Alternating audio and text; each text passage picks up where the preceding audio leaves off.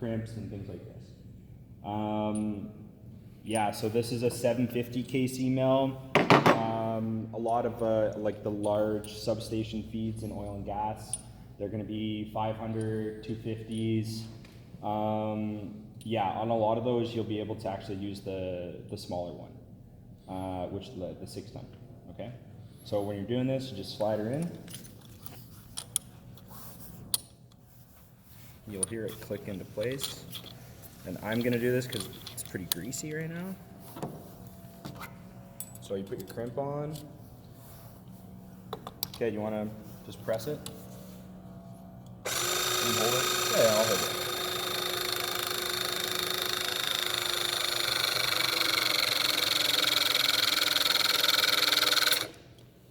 Good, okay. Say this is going back now, fine. The release is here on just on the side if you need to release it, okay? Okay, and you'll see too, there'll be an imprint stamp of what type of dye was used. And this is just for the quality team, you know, when they're checking the cabling, they can go, okay, yeah, this was